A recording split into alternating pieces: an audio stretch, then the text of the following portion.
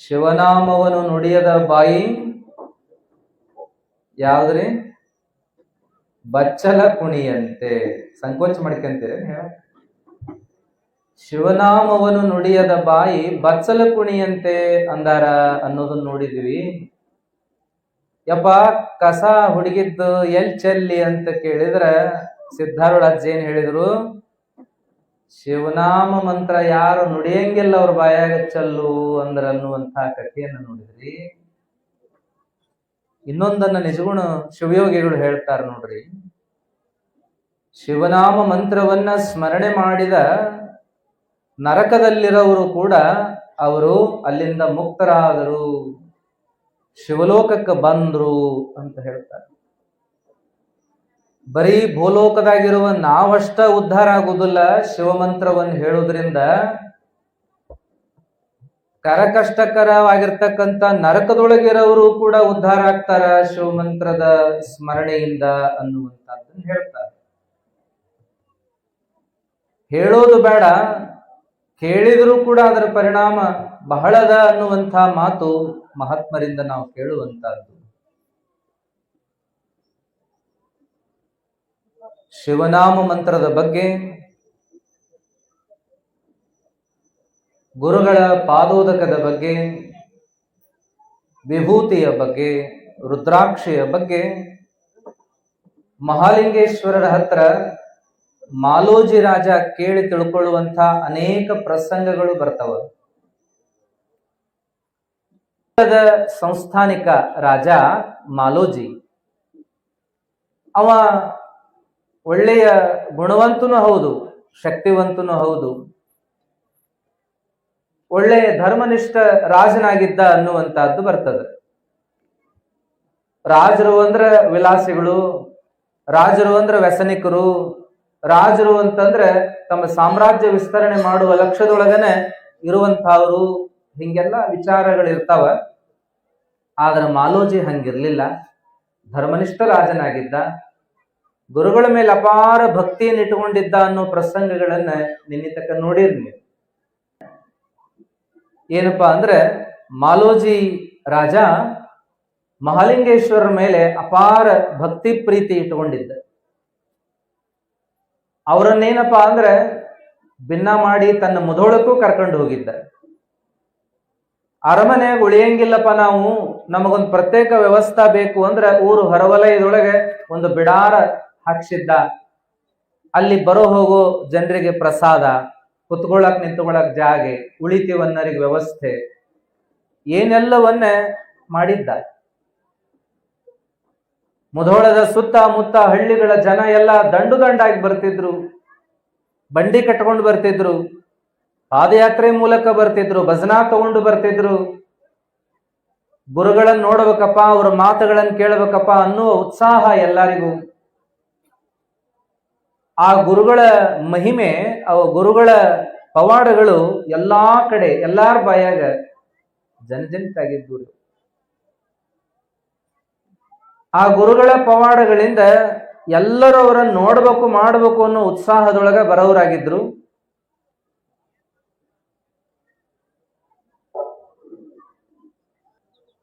ಏನಪ್ಪಾ ಅಂದ್ರೆ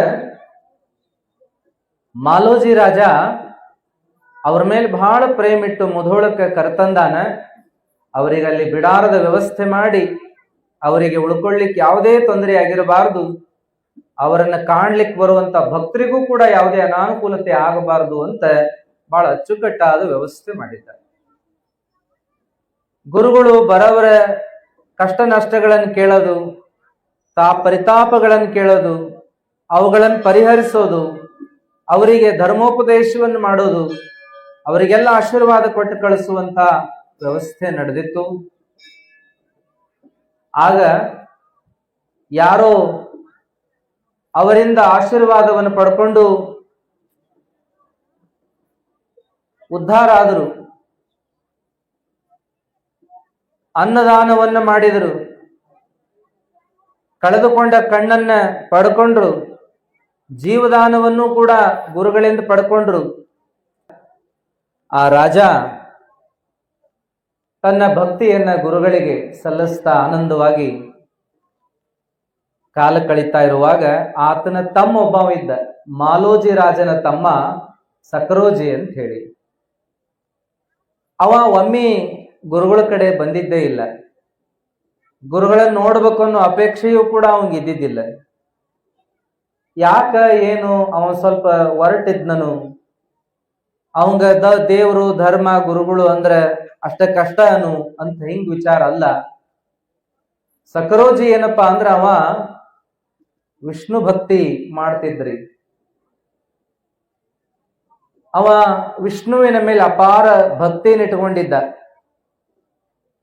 ಇವರರು ಶಿವಭಕ್ತರು, ಮಹಾಲಿಂಗೇಶ್ವರರು, ಶಿವನ ಆರಾಧಕರು, ಶಿವನ ಭಕ್ತರು. ಅವರನ್ನು ನಾನು ಭೇಟಿಯಾಗಿ ಏನ್ ಮಾಡ್ಲಿ, ಅವರಿಂದ ನಾನು ಪಡ್ಕೊಳ್ಳುವಂತಹದ್ದೇನದ? ನಮ್ಮ ಶ್ರೀಹರಿ ಆತ ಸರ್ವಕ್ಕೂ ಮಿಗಿಲಾಗಿರುವಂಥವ, ಸರ್ವಕ್ಕೂ ಕಾರಣಕರ್ತನಾಗಿರುವಂಥವ. ಅಂಥ ಅಪಾರ ಮಹಿಮಾನ್ವಿತ ಶ್ರೀ ವಿಷ್ಣುವಿನ ಪಾದ ಸನ್ನಿಧಿ ಒಳಗೆ ನನ್ನ ಭಕ್ತಿಯನ್ನು ಸಲ್ಲಿಸಿಕೊಂಡು ಆನಂದವಾಗಿ ಅದೇನಿ. ಇನ್ಯಾರನ್ನು ನೋಡುವುದದ, ಇನ್ಯಾರ ಮಾತನ್ನ ಕೇಳುವುದದ ಅನ್ನೋ ಭಾವ ಅವಂಗ. ಅವನಿಗೆ ಇತ್ಯಾದಿ ದೇವರುಗಳ ಬಗ್ಗೆ ಅಷ್ಟು ಒಲವಿದ್ದಿದ್ದಿಲ್ಲ. ಹಾಗಾಗಿ ಅವ ಮಹಾಲಿಂಗೇಶ್ವರರನ್ನ ನೋಡ್ಬೇಕು ಅನ್ನೋ ಅಪೇಕ್ಷೆನೂ ಇಟ್ಕೊಂಡಿದ್ದಿದ್ದಿಲ್ಲ. ಅವಾಗ ಎಲ್ಲರ ಬಾಯಿ ಒಳಗೆ ಕೇಳ್ತಿದ್ದ, ಮಹಾಲಿಂಗೇಶ್ವರರು ಅಂಥವ್ರು ಇಂಥವ್ರು ಇಂಥ ಪವಾಡವನ್ನು ಮಾಡಿದ್ರು, ಇಂಥ ಪವಾಡವನ್ನು ಮಾಡಿದ್ರು ಅಂತ ವರ್ಣನೆ ಮಾಡೋದನ್ನೆಲ್ಲ ಕೇಳ್ತಿದ್ದ. ಹೌದನು ಹೌದನು ಅಂತಿದ್ದ. ಆದ್ರೆ ನೋಡ್ಬೇಕು, ಅವ್ರ ಆಶೀರ್ವಾದ ಪಡ್ಕೋಬೇಕು ಅನ್ನೋ ಭಾವನಾ ಅವನು ಬಂದಿದ್ದಿಲ್ಲ. ಅದೇನೋ ಏನೋ ಅವನಿಗೆ ಒಮ್ಮೆ ಅನಿಸ್ತು, ಅಲ್ಲ ನೋಡಿದ್ರಾತಲ್ಲ, ನಮ್ಮ ಮುಧೋಳಕ್ಕ ಬಂದಾರೆ, ನಮ್ಮ ಅಣ್ಣನೇ ಅವರಿಗೆಲ್ಲ ವ್ಯವಸ್ಥೆಯನ್ನ ಮಾಡಿಕೊಟ್ಟಾನೆ, ಮನೆಯವರೆಲ್ಲ ಹೋಗಿ ಬರ್ತಾರ ನಿತ್ಯ, ನಾನು ಒಬ್ಬ ಉಳ್ಕೊಂಡಿನಿ, ಅವರನ್ನೊಮ್ಮೆ ಕಂಡು ಬಂದ್ರೆ ತಪ್ಪೇನಾಗ್ತದೆ, ನನ್ನ ವಿಷ್ಣು ಭಕ್ತಿಗೆ ಭಂಗ ಏನಾಗುವುದಿಲ್ಲ, ಅವರನ್ನ ನೋಡಿ ಬರೋದ್ರಿಂದ ಏನು ತಪ್ಪಿಲ್ಲ ಅಂತೇಳಿ ಒಮ್ಮೆ ವಿಚಾರ ಮಾಡಿ ಅವರನ್ನ ನೋಡಾಕ್ ಬರ್ತಾನೆ. ಬಿಡಾರದ ಹೊರಗನೆ ಅವ ನಿಂತುಕೊಂಡಾಗ ಆಗ ಮತ್ತೊಮ್ಮೆ ವಿಚಾರ ಮಾಡ್ತಾನೆ, ಅವರನ್ನ ಕಂಡು ಹೋಗೋಣ ಏನು ಹಂಗ ಹೋಗಿ ಬಿಡೋಣ ಅನ್ನುವಂತ ವಿಚಾರಕ್ಕೆ ಮತ್ತೊಮ್ಮೆ ಒಳಗಾದಾಗ ಅನಿಸ್ತದ ಅವಂಗ, ಗುರುಗಳ ದರ್ಶನ ಮಾಡ್ಕೊಳ್ಳೋದ್ರಿಂದ ಏನ್ ತಪ್ಪದ, ನಾ ಏನ್ ಅವರಿಗೆ ಭಕ್ತಿ ಮಾಡೋದು ಬೇಡ, ಅವರ ಸೇವಾದೊಳಗೆ ನಿಲ್ಲೋದು ಬೇಡ, ಸುಮ್ಮನೆ ಅವರ ದರ್ಶನ ಮಾಡಿ ಹೋಗ್ಬಿಟ್ರಾತಲ್ಲ ಅಂತ ನಿರ್ಣಯ ಮಾಡಿಕೊಂಡು ಒಳಗ ಬಂದ. ಒಳಗ ಬಂದ ತಕ್ಷಣನ ಅವನಿಗೆ ಆಶ್ಚರ್ಯ ಆಯ್ತು. ಬಿಡಾರದೊಳಗ ಎತ್ತರನೇ ಆಸನದೊಳಗ ಮಹಾಲಿಂಗೇಶ್ವರರು ಕುತ್ಕೊಂಡಿದ್ರಲ್ಲ, ಇವ ಹೊರಗೆ ಸ್ವಲ್ಪ ಹೊತ್ತು ನಿಂತು ಹೋಗಲೇಬೇಡ ಹೋಗಲೇಬೇಡ ಅಂತ ವಿಚಾರ ಮಾಡಿ ಅವರನ್ನ ಕಾಣೋದ್ರಿಂದ ನನ್ನ ವಿಷ್ಣು ಭಕ್ತಿಗೇನು ಕೊರತೆ ಆಗೋದಿಲ್ಲ, ಅವರನ್ನು ಒಮ್ಮೆ ಕಂಡು ಹೋದ್ರ ಆಯ್ತಲ್ಲ ಅಂತ ಹೇಳಿ ಮತ್ತೊಮ್ಮೆ ವಿಚಾರ ಮಾಡಿ ಒಳಗೆ ಬರಗೊಡದನ ಅವನಿಗೆ ಮಹಾಲಿಂಗೇಶ್ವರರು ಕಾಣ್ಲಿಲ್ಲ. ಮಹಾಲಿಂಗೇಶ್ವರರ ಜಾಗದೊಳಗೆ ಯಾರ ಕಂಡ್ರು ಅಂದ್ರೆ ಸ್ವತಃ ವಿಷ್ಣುವೇ ಕಂಡ. ಹೆಂಗ ವಿಷ್ಣು ಏನಪ್ಪಾ ಅಂತಂದ್ರೆ ಸುದರ್ಶನ ಚಕ್ರ, ಒಂದೆಡೆ ಕಮಲ, ಒಂದು ಕಡೆ ಗದೆ, ಹೀಗೆ ಏನು ಅವನ ರೂಪ ವರ್ಣನೆಯನ್ನು ನಾವು ಕೇಳ್ತೀವಲ್ಲ ಅದೇ ರೀತಿ ಒಳಗೆ ಮಹಾಲಿಂಗೇಶ್ವರರು ಕಂಡ್ರು. ಮಹಾಲಿಂಗೇಶ್ವರರು ಅಂತ ಅನಿಸ್ಲಿಲ್ಲ ಅವನಿಗೆ, ಒಮ್ಮೆಲೆ ಮಹಾವಿಷ್ಣುವಿನ ದರ್ಶನವೇ ಆಯ್ತು. ಏನಿದು ಆಶ್ಚರ್ಯ ಅಂತ ಕೈಕಾಲ್ ನಡಗಿಸ್ಕೋತ ಹೋಗಿ ಪಾದಕ್ಕೆ ಬೀಳ್ತಾನ.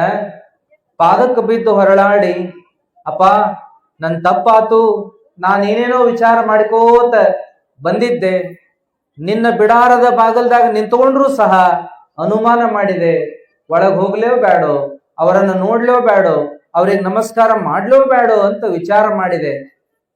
ಮಹಾವಿಷ್ಣುವಿನ ಭಕ್ತನಾದ ನಾನು ಈ ಶಿವಭಕ್ತನ ಪಾದಕ್ಕೆ ನಾನು ಯಾಕೆ ಬೀಳ್ಬೇಕು, ಹೆಂಗ ಬೀಳ್ಬೇಕು, ಮತ್ತ ಹಂಗ ಶಿವಭಕ್ತರ ಪಾದಕ್ಕೆ ಬೀಳೋದ್ರಿಂದ ನಾನು ಎಲ್ಲಿ ವಿಷ್ಣು ಭಕ್ತಿಯಲ್ಲಿ ಕೊರತೆಯನ್ನು ಮಾಡಿಕೊಳ್ತೀನೇನೋ ಅಂತ 108 ವಿಚಾರ ಮಾಡಿಕೋತ ಬಂದಿದ್ದೆ.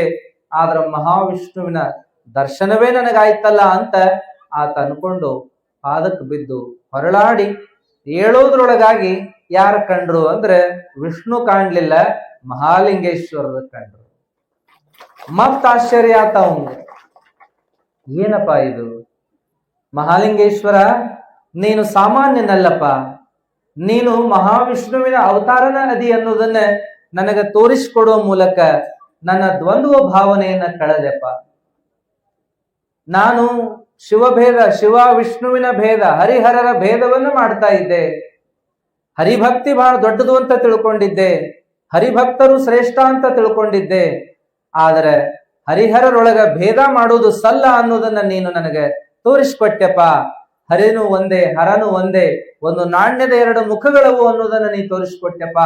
ನನ್ನ ಸಂಕುಚಿತ ಮನೋಭಾವನೆ ಕಳೆದೆಪ್ಪ, ನನ್ನನ್ನು ಉದ್ಧಾರ ಮಾಡಿದೆಪ್ಪ ಯಪ್ಪ ಅಂತ ಮಹಾಲಿಂಗೇಶ್ವರ ಪಾದಕ್ಕೆ ಮತ್ತೊಮ್ಮೆ ಆ ಸಕರೋಜಿ ನಮಸ್ಕಾರ ಮಾಡ್ತಾನ. ಬಹಳ ಜನ ಹಿಂಗ ಇದ್ರು ಮೊದಲೆಲ್ಲ. ಭೇದ ಭಾವಗಳಿಂದ ಜಗತ್ತಿನೊಳಗೆ ಏನೆಲ್ಲ ಆಗ್ಯದ್ರಿ. ಶಿವಭಕ್ತರು ಒಂದು ಕಡೆ, ವಿಷ್ಣು ಭಕ್ತರು ಒಂದು ಕಡೆ, ಒಬ್ಬರಿಗೊಬ್ಬರು ಏನಪ್ಪಾ ಅಂದ್ರೆ ತಮ್ಮದೇ ಶ್ರೇಷ್ಠ ಅಂತನ್ನುವ ಭಾವ, ಆ ಭಾವನೆಯಿಂದ, ಆ ಅಹಂಕಾರದಿಂದ ಒಬ್ಬರಿಗೊಬ್ಬರು ಹೊಡೆದಾಡಿಕೊಂಡು, ಯುದ್ಧಗಳನ್ನು ಮಾಡಿಕೊಂಡು, ದೇವಾಲಯಗಳನ್ನು ಧ್ವಂಸ ಮಾಡಿಕೊಂಡು, ಒಬ್ಬರ ನೆತ್ತರ ಹರಿಸಿ ಬಾಳಿದಂತ ಕಥೆಗಳು ಬಹಳ ಅದಾವ ನಮ್ಮ ದೇಶದೊಳಗೆ. ನೋಡ್ರಿ, ತಮಾಷೆಗೆ ಒಂದು ಕತೆ ಹೇಳ್ತಿದ್ರು, ಇದೇ ರೀತಿ ಬರ್ತದ್ರಿ ಅದ ಕತೆ. ಒಬ್ಬವ ಏನಪ್ಪಾ ಅಂದ್ರೆ ಹರಿಭಕ್ತನಾದಂತವ, ವಿಷ್ಣು ಭಕ್ತನಾದಂತವ, ಅವ ಒಂದು ಪ್ರವಾಸಕ್ಕಂತ ಊರಿಗೆ ಹೋದಾಗ ಅಲ್ಲಿ ವಿಷ್ಣುವಿನ ದೇವಾಲಯ ಎಲ್ಲದ ಏನದ ಅಂತ ಕೇಳಿದ್ರೆ ಇರ್ಲಿಲ್ರಿ. ಅಲ್ಲಿ ಯಾವ ದೇವಾಲಯ ಇತ್ತು ಅಂದ್ರೆ ಹರಿಹರ ದೇವಾಲಯ ಇತ್ತು. ಒಂದು ಕಡೆ ಶಿವ, ಒಂದು ಕಡೆ ವಿಷ್ಣುವಿನ ಮುಖ ಇರುವ ದೇವಾಲಯ, ಹರಿಹರ ದೇವಾಲಯ ಇತ್ತು. ಹಿಂಗ ಹರಿಹರ ದೇವಾಲಯ ಐತಿ, ಬರೀ ವಿಷ್ಣುವಿನ, ಬರೀ ಹರಿಯ ದೇವಾಲಯ ನಮ್ಮಲ್ಲಿಲ್ಲ ಅಂತ ಹೇಳಿದ್ರು. ಅವಾಗ ಆಗ್ಲಿ ನಾನು ದರ್ಶನ ಮಾಡ್ಕೋಬೇಕಲ್ಲ ಅಂತ ಹೋದ ಅವ ಭಕ್ತ. ಪೂಜಾ ಸಾಮಾನುಗಳೆಲ್ಲ ತಗೊಂಡು ಹೋದ್ನಂತ್ರಿ. ಪೂಜಾ ಸಾಮಗ್ರಿ ಎಲ್ಲ ತಗೊಂಡು ಹೋದ. ಅಲ್ಲಿ ಹೋಗಿ ಪೂಜಾ ಮಾಡಬೇಕು ಅಂತಂದ್ರೆ ಒಂದು ಕಡೆ ಶಿವನ ಮುಖ ಅದ, ಒಂದು ಕಡೆ ವಿಷ್ಣುವಿನ ಮುಖ ಅದ. ನಾನು ವಿಷ್ಣುವಿಗೆ ಪೂಜಾ ಸಲ್ಲಿಸಿದ್ರು ಕೂಡ ಶಿವನಿಗೆ ಹೋಗಿ ಮುಟ್ತದದು. ಶಿವನಿಗೂ ಮುಟ್ತದಂದ್ರೆ ಇದು ಹೆಂಗಪ್ಪ, ಬೇಡ. ನಾನು ಅನನ್ಯ ವಿಷ್ಣುವಿನ ಭಕ್ತ, ನಾನು ವಿಷ್ಣು ಭಕ್ತಿ ಒಳಗನೆ ನನ್ನ ಜೀವನವನ್ನ ಕಳಿಬೇಕು ಅಂತ ಮಾಡಿದವ. ನನ್ನ ಭಕ್ತಿ ಅವನಿಗೆ ಮೀಸಲು, ಶಿವನಿಗೆ ಮುಟ್ಟೋದು ಬೇಡ ಅಂತ ಹೇಳಿ ಅವ ಏನ್ ಮಾಡಿದ, ಇಲ್ಲಿ ಎರಡೂ ಮುಖ ಅದಾವ, ಅರ್ಧ ಮುಖ ಶಿವಂದದ, ಅರ್ಧ ಮುಖ ವಿಷ್ಣುದದ. ಏನ್ ಮಾಡ್ಲಿ ಅಂತ ವಿಚಾರ ಮಾಡಿ ಏನು ಶಿವನ ಮುಖ ಇತ್ತಲ್ಲ ಆ ಭಾಗವನ್ನ ಮರಿ ಮಾಡಿದಂತ್ರಿ, ವಸ್ತ್ರದಿಂದ ಮುಚ್ಚಿದ. ಇನ್ನೊಂದು ಭಾಗ ಏನಿತ್ತಲ್ರಿ, ಆ ಶಿವನ ಭಾಗ ಮುಚ್ಚಿದ, ವಿಷ್ಣುವಿನ ಮುಖ ಕಾಣುವ ಭಾಗಕ್ಕೆ ತನ್ನ ಪೂಜಾ ಸಲ್ಲಿಸಾಕತ್ನಂತವ. ತಾ ತಗೊಂಡು ಹೋದ ನೀರನ್ನ ಹಾಕಿದ ಲಿಂಗದ ಮ್ಯಾಲ. ಲಿಂಗದ ಮುಖ, ವಿಷ್ಣುವಿನ ಮುಖ ಮಾತ್ರ ಅವನ ಕಾಣುವಂಗ ಇಟ್ಕೊಂಡಿದ್ದ, ಶಿವನ ಮುಖ ಕಾಣುವ ಕಡೆ ಮರಿ ಮಾಡಿದ್ದ. ಏನ ಲಿಂಗದ ಮೇಲೆ ನೀರು ಎರಿತಾ ಇದ್ದ, ಆ ನೀರು ಎಲ್ಲಿ ಹೊಂಟ್ರಿ, ಅದು ವಿಷ್ಣುವಿನ ಮುಖದ ಮ್ಯಾಗೂ ಬರಾಕತ್ತಿತ್ತು, ಆ ಕಡೆ ಶಿವನ ಮುಖದ ಮೇಲೂ ಹರಿದು ಹೊಂಟಿತ್ತು. ನನಗ ಕಾಣ್ಲಿಕ್ಕೆ ಏನಾಯ್ತು, ನಾ ಹಾಕುವ ನೀರು, ನಾ ಹಾಕುವ ಪವಿತ್ರ ಜಲ ಅದು ಹೋಗಿ ಶಿವನಿಗೂ ಮುಟ್ಟಾಕತ್ತಲ್ಲ ಅಂತ ಬಾಳ ಹಳಹಳಿ ಮಾಡ್ಕೊಂಡ. ಹಂಗಾಗ್ಬಾರ್ದು, ಏನ್ ಮಾಡ್ಲಿ ಅಂತ ಮತ್ತೊಂದು ಕೈ ಅಡ್ಡ ಹಿಡಿದು, ನಾ ಹಾಕುವ ನೀರು ಶುದ್ಧೋದಕ ಅದು ವಿಷ್ಣುವಿನ ಮುಖದ ಮೇಲೆ ಮಾತ್ರ ಹರಿದು ಬರ್ಬೇಕು. ಕೈ ಅಡ್ಡ ಹಿಡಿದು ನೀರ್ ಆ ಕಡೆ ಹರಿದು ಹೋಗ್ಬಾರ್ದಂತ ಬಾಳ ಗುದ್ದಾಡಿದ್ರಿ. ಆದ್ರೂ ನೀರ್ ಆ ಕಡೆ ಹರಿತೆ. ಮುಂದೇನಾತಪ್ಪ ಅಂತಂದ್ರೆ ಆತ ವಿಭೂತಿ ಧಾರಣ ಮಾಡಬೇಕು. ವಿಭೂತಿ ಧಾರಣ ಮಾಡ್ಲಿಕ್ಕೆ ಹತ್ತಿದ್ದ. ಆ ವಿಭೂತಿ ಧಾರಣ ಮಾಡಿದ ಮೇಲೆ ಅದೇನಪ್ಪಾ ಅಂದ್ರೆ ಈ ಕಡೆ ವಸ್ತ್ರ ಇತ್ತಲ್ಲ ಅದೊಂದು ಸ್ವಲ್ಪ ನೀರಿನ ಅಂಶ ಹೀರ್ಕೊಳ್ತದಲ್ಲ, ಆ ಕಡೆನೂ ಕೂಡ ಅದು ಸ್ವಲ್ಪ ಮುಟ್ತಂತ. ಮುಂದೇನಪ್ಪಾ ಕುಂಕುಮ ಧಾರಣೆ ಮಾಡಿದ. ಅದು ಅರ್ಧ ಮೂತಿಗಟ್ಟ ಮಾಡ್ಬೇಕು ಅಂತ ಮಾಡಿದ್ರು, ಅದು ಲಿಂಗ ಒಂದೇ ಇಲ್ರಿ, ಅದು ಲಿಂಗದ ಮುಖ ಎರಡು ಅದಾವ. ಆದ್ರೂ ಅದು ತನ್ನ ಕೆಲಸ ಅದು ಮಾಡತ್ತದ. ಅವನ ಭಕ್ತಿಯಲ್ಲಿ ಶಿವನಿಗೆ ಮುಟ್ಟಾಕ ಹತ್ತಿತ್ತು. ಹಾಗೆಯೇ ಹೂಗಳನ್ನ ಕೈ ಎತ್ತಿ ಸುರಿದ. ಆ ಹೂಗಳು ವಿಷ್ಣುವಿನ ಕಡೆ ಅಟ ಬೀಳಿಲ್ಲ, ಶಿವನ ಮುಖ ಇರೋ ಕಡೆನೂ ಬಿದ್ದು. ಆಮೇಲೆ ಊದಿನ ಕಡ್ಡಿ ಬೆಳಗಿದ, ಧೂಪ ಬೆಳಗುವಾಗ ಏನಾಯ್ತು, ಇದು ವಿಷ್ಣುವಿನ ಅಟ ಬಡಿಲಿ ಅಂದ್ರೆ ಅದು ಕೇಳ್ತದನ್ರಿ, ಅದೇನು ಶಿವನ ಮುಖದ ಕಡೆನೂ ಹೋಯ್ತು. ಹಂಗ ದೀಪ ಬೆಳಗಿದ, ಈ ಬೆಳಕು ಬರೀ ವಿಷ್ಣುವಿನ ಮುಖದ ಮ್ಯಾಗಟ್ಟ ಬೀಳ್ಬೇಕು ಅಂದ್ರೆ ಅದೇನ್ ಹಂಗ ಆಗಲಿಲ್ಲ. ಹಿಂಗ ಮಾಡುವ ಭಕ್ತಿನೆಲ್ಲ ಮಾಡಾಕತ್ತಾಗ ಅದೆಲ್ಲ ಶಿವನಿಗೂ ಸಲ್ತಾ ಇತ್ತು. ಕೊನೆಗೆ ಆತ ಧ್ಯಾನ ಕೂತ್ಕೊಂಡ, ವಿಷ್ಣುವನ ನೆನದ. ಆವಾಗ ವಿಷ್ಣು ಪ್ರತ್ಯಕ್ಷ ಆಗುವುದಷ್ಟ ಅಲ್ಲ, ಶಿವನೂ ಪ್ರತ್ಯಕ್ಷ ಆಗಿ ಅವನಿಗೆ ಆಶೀರ್ವಾದ ಮಾಡಿದಂತ. ಅವಾಗ ಅವ ಅಂದ, ಶಿವನ ನಾನ್ ನಿನ್ನ ಕಡೆ ನೋಡುದಿಲ್ಲ, ಯಾಕಂದ್ರೆ ನನ್ನ ಭಕ್ತಿ ವಿಷ್ಣುವಿಗೆ ಮೀಸಲದ. ಮತ್ತ ವಿಷ್ಣುವಿಗಾಗಿ ನಾ ಪೂಜೆ ಮಾಡೀನಿ, ನಿನಗಾಗಿ ನಾನೇನು ಸಲ್ಲಿಸಿಲ್ಲ. ಅದೇನೋ ವಿಷ್ಣುವಿಗೆ ಸಲ್ಲಿಸುವಾಗ, ವಿಷ್ಣುಗೆ ಅರ್ಪಣೆ ಮಾಡುವಾಗ ಏನೋ ಒಂದಿಟ್ಟು ನಿನಗೆ ಬಂದು ಮುಟ್ಟಿರಬಹುದು, ಆದ್ರೆ ನನ್ನ ಭಕ್ತಿ ವಿಷ್ಣುವಿಗೆ ಮೀಸಲು, ನೀನ್ ಯಾಕೆ ದರ್ಶನ ಕೊಟ್ಟಿ ಅಂತ ಕೇಳಿದ್ರೆ ಆ ಶಿವ ಅಂದ, ಗೊತ್ತಿದ್ದೋ ಗೊತ್ತಿಲ್ದೆಯೋ, ಬೇಕಂತಲೋ ಬ್ಯಾಡಂತಲೋ, ಅಂತೂ ನೀ ಮಾಡಿದ ಭಕ್ತಿ ನನಗೂ ಒಂದು ಪಾಲು ಬಂದು ಮುಟ್ಟ್ಯದಂದ್ರೆ ನಾನು ಆಶೀರ್ವಾದ ಮಾಡ್ಬೇಕಾದ ನನ್ನ ಕರ್ತವ್ಯಪ ಅಂತ ಶಿವ ಅನ್ನಂತ. ಅನ್ಲಿಲ್ಲ ಅಷ್ಟ, ಮತ್ತೇನು ಹೇಳಿದ ಅಂದ್ರೆ, ಹರಿಹರ ಭೇದ ಮಾಡುದಲ್ಲಪ್ಪ, ನನ್ನ ಮುಖ ಅವ, ಆತನ ಮುಖ ನಾನು. ಹಾಗಾಗಿ ಇಬ್ಬರೊಳಗೆ ಯಾವ ಭೇದ ಇಲ್ಲ ಅನ್ನುವಂತ ವಿಚಾರವನ್ನು ಕೂಡ ಹೇಳಿದ ಅನ್ನುವಂತ ಪ್ರಸಂಗ ಬರ್ತದೆ. ಹಂಗ ಇಲ್ಲ